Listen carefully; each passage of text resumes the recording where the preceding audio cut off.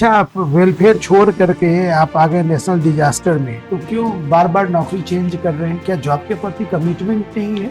यहाँ झारखंड में सर कुछ आदिम जनजातियां भी निवास करती हैं, कुछ का नाम बता पाएंगे?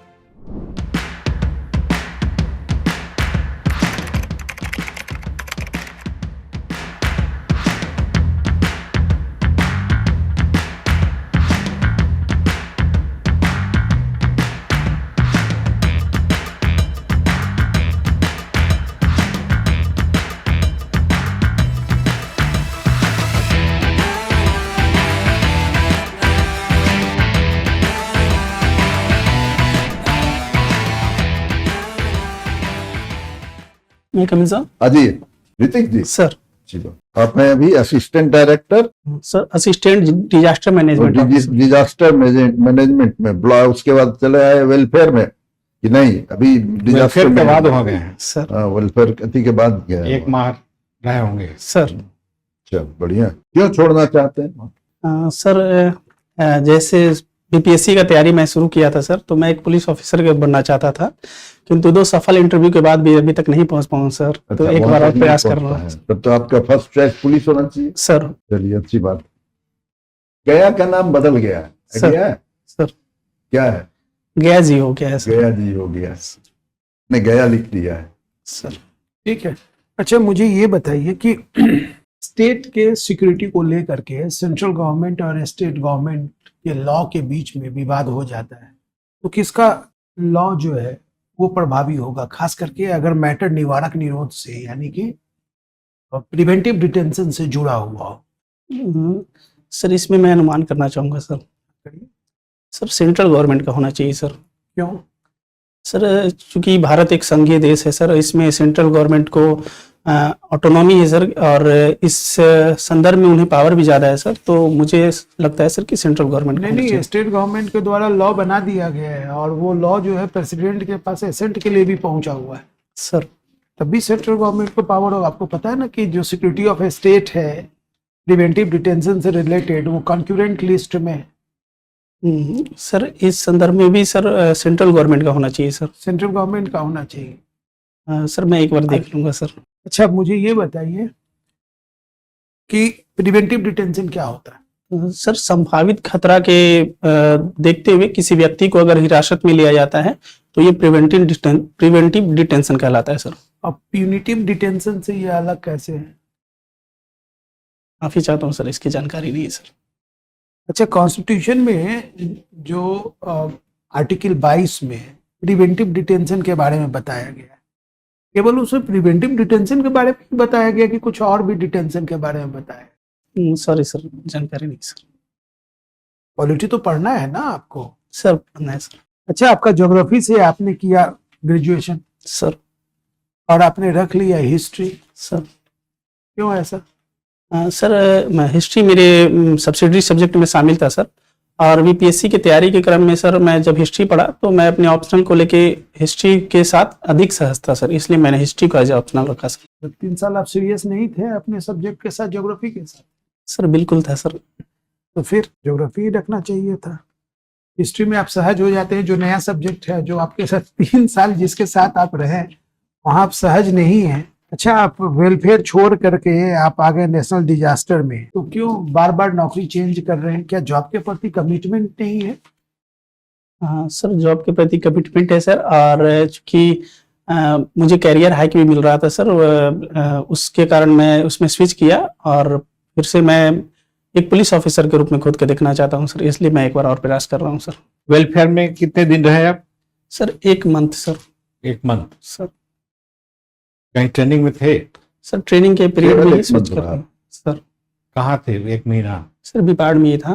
बिपाड़ में। इसी दौरान इसका भी रिजल्ट ज्वाइनिंग आ गया सर, तो मैं ज्वाइन कर लिया। दोनों के पे स्केल में क्या अंतर है? जो वेलफेयर डिपार्टमेंट था सर, वो मेनली वेलफेयर पे हमारा डेडिकेशन होता था, और डिजास्टर मैनेजमेंट में हमारा क्वेश्चन क्या था? क्वेश्चन है पे स्केल में क्या अंतर है? ओ सॉरी सर, माफी चाहता हूँ सर। वेलफेयर लेवल 7 का पद था सर, और वर्तमान ये लेवल 8 का पद है सर। लेवल 8 का सर। तो वेलफेयर ऑफिसर के रूप में आपको क्या काम करना पड़ता था, क्या करने का स्कोप था? सर वेलफेयर में मुख्य रूप से अनुसूचित जाति जनजाति के कल्याण पर केंद्रित वो पद था सर, जिसमें से उनके कल्याण को सुनिश्चित करने में अपनी भूमिका निभाना था सर। एसटी भी है, एससी एसटी दोनों का सर। कल्याण विभाग का है। प्रिमिटिव ट्राइब्स क्या होते हैं? सर काइंडली हिंदी में अगर बताया जाता सर। आदिम जनजाति कही। आदिम जनजाति। सर सामान्य रूप से अगर आदिम जनजाति को हम देखें सर, तो वो मुख्य धारा से कटे हुए जनजाति हैं और जिनका समावेश मुख्य धारा में नहीं हो पाया है, और वे दूर जो समाज से कटे हुए लोग जो दूर कंदरों में या वन में निवास करते हैं, वो आदिम जनजाति के रूप में संदर्भित किया जाए। यहाँ झारखंड में सर कुछ आदिम जनजातियां भी निवास करती हैं, कुछ का नाम बता पाएंगे? सर अगर जनजाति की बात किया जाए सर, झारखंड में तो मुख्य रूप हम से आदिम जनजाति पर तो सर माफी चाहता हूँ सर, इसकी जानकारी नहीं है सर। जानकारी नहीं हुई है। ये आपका वेलफेयर डिपार्टमेंट स्कूल और हॉस्टल दोनों भी चलाती है। सर। गया में भी बहुत सारी स्कूल हैं। सर देखे किसी स्कूल को देखने का मौका लगा आपको? नहीं सर, मैंने देखा। ये डिजास्टर मैनेजमेंट जो असिस्टेंट डायरेक्टर का पद है, सर आपकी पोस्टिंग कहाँ होगी? सर जहानाबाद में हूँ मैं, पोस्टिंग मेरी पोस्टिंग। जहानाबाद। वहां पर डिजास्टर की क्या संभावनाएं हैं? किस तरह के डिजास्टर आ सकते हैं? सर हमारा जहानाबाद लिस्ट आपदा प्रबंधन आपदाग्रस्त जिला है सर, फिर भी यहाँ पे ड्रोनिंग का बहुत केस देखा जाता है और वज्रपात भी बहुत लोगों को प्रभावित करता है सर। ये मुख्य रूप से 2 आपदा है सर वहाँ पे जहानाबाद में हमारे पास। साल में कितनी घटनाएं इससे हो जाती हैं? साल में सर ड्रोनिंग का इस बार 43 के आसपास हुआ है सर, लेकिन हम लोगों ने इस बार कार्य किया था सर, तो इसमें हम अचीवमेंट किए सर कि लास्ट ईयर से लगभग 40 डेथ इस बार कम हुआ है सर। ये हमारे लिए अचीवमेंट है सर। और अगर वज्रपात की बात किया जाए सर, तो ये भी 25 से 30 के अराउंड सर हो जाता है सर। बजट साइज क्या है बिहार का? सर 3 लाख करोड़ के आसपास है सर। 3 लाख करोड़ के आसपास। 3.16 लाख करोड़ का है सर। बोध गया का सर क्या हिस्टोरिकल इंपॉर्टेंस है? सर बोध गया में महात्मा बुद्ध के द्वारा ज्ञान अर्जन किया गया था सर। एक लाइन में पूरा हो गया।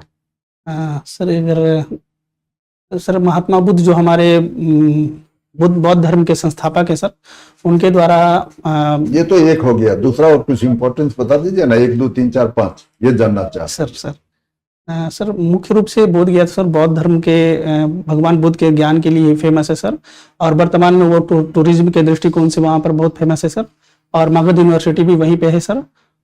3 तो मैं याद कर पा रहा हूँ सर। अभी रबर डैम बना है सर, उसका क्या ज्योग्राफिकल इंपॉर्टेंस है? सर अगर ज्योग्राफिकल इम्पोर्टेंस की बात की जाए रबर डैम के सर, तो जब पानी स्टोर हो रहा है तो सर वहाँ पर के भौम जल स्तर को वो रिचार्ज करेगा सर, एक ये है सर। और उसके बाद सर ज्योग्राफिकल तो मैं एक ही याद कर पा रहा हूँ सर। जैसे ये पिंडदान विवाह होता है सर, वो इंटरनेशनल फेम का मेला है, वो एक तरह से कहिए सर। रिचुअल्स है, उसको आप भुला गए। गया का बहुत इम्पोर्टेंट चीज है, वो टूरिज्म का भी एक बहुत बड़ा ये है वो, सर इसको बताना चाहिए ना। सर अच्छा चलिए, आप ये बताइए, आप अभी असिस्टेंट डायरेक्टर मैनेजमेंट ऑफिसर के रूप में जहानाबाद में पोस्टेड है सर। आपने बताया कि वहाँ आपदाएं 2 तरह की आती हैं, ज्यादा है वहाँ, ड्रोनिंग की एंड और लाइटनिंग की, वज्रपात की। तो इसको कम करने के लिए, जैसे आपने कहा कि कम हो गया है ड्रोनिंग का, सर कैसे आपने कम किया, और लाइटनिंग के लिए आप क्या कैसे कम करेंगे इसको, सर या क्या किया है अब तक आप? सर ड्रोनिंग में हम लोगों ने सबसे पहला कार्य किया सर कि समन्वय स्थापित करने के जो माध्यम थे सर उसको और बिल्ड किया, और इसके लिए हम लोग अर्ली वार्निंग सिस्टम को बहुत ही मजबूत किया सर, आज व्हाट्सएप के माध्यम से। और माइकिंग, सबसे बड़ी बात सर, माइकिंग हम लोग करवा देते हैं। जैसे ही हम लोग के नीचे के जिला से पता चलता है कि जल स्तर बढ़ने वाला है सर, तो हम लोग सीओज को बोल के एरिया में माइकिंग कराते हैं। ड्रोनिंग की घटनाएं कहाँ कहाँ हो सकती है सर? कहीं पर भी जो जल स्रोत है सर, जल स्रोत? हाँ सर, वहाँ तो पे तालाब में पानी बढ़ने की संभावना तो बहुत अधिक नहीं है, बरसात में थोड़ा बहुत बढ़ सकता है सर, बाकी तो वहाँ सूखेगा सर जनरली ज्यादा लोग तालाब में ही डूबते हैं सर। इसको क्या किया आपने इसके लिए? सर एक जहाँ पे सर एक जहाँ हम लोगों ने नोटिस किया सर कि यहाँ पे ड्रोनिंग की घटना अधिक देखी जा रही है सर, वहाँ पर हम लोगों ने बैरिकेडिंग करवा दिया सर, और एक साइन बोर्ड भी लगवाया है सर कि यहाँ पर बरसात के दिनों में या फिर ऐसे भी जल से दूर रहें। और सर एक ऑब्जर्वेशन मैंने किया था वहाँ पर कि नदी जल स्तर जब बरसात के समय बढ़ जाता है उस वक्त लोग जाते हैं वहाँ पर ज़्यादा, और इस पर हम लोगों ने काम किया है सर। और जैसे ही हम लोग को पता चलता है कि नदी का जल स्तर बढ़ने वाला है तो इसके लिए हम लोग माइकिंग करा के लोगों को अलर्ट कर देते हैं सर। तैराकी सिखाने की कोई योजना नहीं है आपके? सर सेफ स्विमिंग हमारे पास है सर, कि लोकल लेवल पे हम लोगों को स्विमिंग कराते हैं। लाइटनिंग के लिए क्या किया? सर लाइटनिंग के लिए हमारे पास व्हाट्सएप ग्रुप के माध्यम से जो दिया जाता है सर सूचना, अर्ली वार्निंग सिस्टम है सर, एक ये है सर। और हमारा एनडीएमए के माध्यम से हर एक के फोन पे एसएमएस जाता है सर कि अपने आसपास में या 3 घंटे के अंदर या 2 घंटे के अंदर लाइटिंग आने वाला है सर, अच्छा, सतर्क आपकी रहें। हॉबी क्या है? सर मेरा हॉबी है सर, मैं अपने चिंतनों को, अनुभवों को शब्दों में ढालना मुझे अच्छा लगता है सर, चाहे वो छोटी कहानियों के रूप में हो या कविता के रूप में हो सर। कौन कौन सा अनुभव आपने कविता या कहानी के रूप में डाला है? सर अभी तो सर एक्चुअली हम लोग जॉब में आए हैं सर, और हमारा बड़ा फेज तैयारी के दौरान ही बीता है सर, तो मेनली मैं एक लाइन लिखा था सर तैयारी के दौरान, अगर सर आप अनुमति दे तो मैं नहीं, छोड़ दीजिए उसको। ये बताइए कि आपकी वीकनेस क्या है? सर मैं बहुत जल्दी किसी पे विश्वास नहीं कर पाता हूँ सर, इससे थोड़ा रफ्तार कम हो जाता है किसी भी चीज का। और सर एक ये वीकनेस कैसे इसको कहते हैं? सर इस तरीके से ये अच्छी वीकनेस बात है ना, ये तो अच्छा क्वालिटी है कि आप विश्वास नहीं कर रहे हैं बिना टेस्ट किए अपने सामने वाले को, सर कि हम लावे में नहीं आ जाए। सर ये तो एक तरह से अच्छी बात है। सर इससे प्रभावित होता है सर कि थोड़ा सा रफ्तार कम हो जाता है हमारे काम का। मैं उसे जब तक श्योर सर्टेन नहीं हो जाता हूँ कि ये चीजें सही है तब तक मैं अब विश्वास कर लीजिए, अगर वो गलत हो जाए, गलत आदमी निकल गया तो सारा काम आपका खत्म हो जाए। सर इसकी संभावना है सर, लेकिन मैं अब अच्छा, कोशिश strength करता क्या? हूँ सर, मैं ईमानदारी से कर्तव्यनिष्ठ होकर अपने कार्य को संचालन करने में विश्वास रखता हूँ सर। चलिए, अच्छी बात है।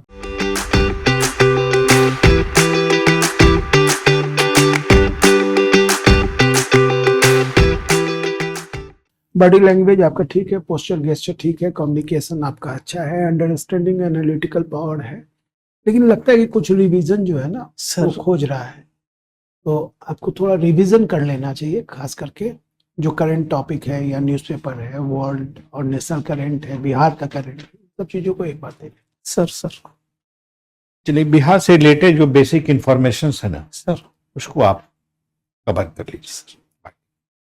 बढ़िया है, सब कुछ ठीक है। थोड़ा सा ये कॉलर जो है आपका उसको ठीक कर लेंगे, कोट के ऊपर चला है सर शायद है ना, नहीं वो ठीक है यहाँ के लिए, इसलिए तो आपको इंगित कर दिए कि वहां ऐसा नहीं हो, है ना। ये सब चीज ध्यान, नर्वस नहीं है ना, पसीना आ रहा है आपको, एकदम गर्मी लग रही है। सर स्टार्टिंग में जो डिटेंशन वाला सवाल से थोड़ा सा प्रेशर महसूस करने लगा। कौन सा सवाल से प्रेशर? ये जो प्रेशर है ना, जैसे आपके किस क्वेश्चन से अगर प्रेशर आया तो उसको दूसरे क्वेश्चन पर नहीं आने देना, सर वही मैंने रोक देना कोशिश चाहिए। किया सर कि आप आगे लास्ट तक आप उसको ढो रहे हैं, है ना, ये नहीं, ये आपको ही घाटे में डाल देगा। लेकिन सर हम लास्ट में मैंने सोचे कि कर लेंगे, कुछ हद तक कर लिए आप, लेकिन अंत में आके बुझा गया कि नहीं, आप नर्वस हैं, है ना। तो इस पर ध्यान रखने की जरूरत है। जो क्वेश्चन नहीं भी जानते हैं तो कोई दिक्कत नहीं है, कोई जरूरी नहीं कि उस समय याद आ जाए। हाँ, हर तो अब कहिए कि आपका सर याद नहीं हमारे आ रहा। प्रश्न के बाद आपका जो अप्रोच होता है ना वो अधिक इम्पोर्टेंट है, कि पहले क्वेश्चन को दूसरे क्वेश्चन पे कैरी नहीं करना, दूसरे क्वेश्चन के रिएक्शन को थर्ड पे नहीं लेके जाना, उसको वहीं छोड़ देना। ठीक है, बाकी सब बढ़िया है, अच्छा है सब कुछ, ठीक है, ओके, थैंक यू सर।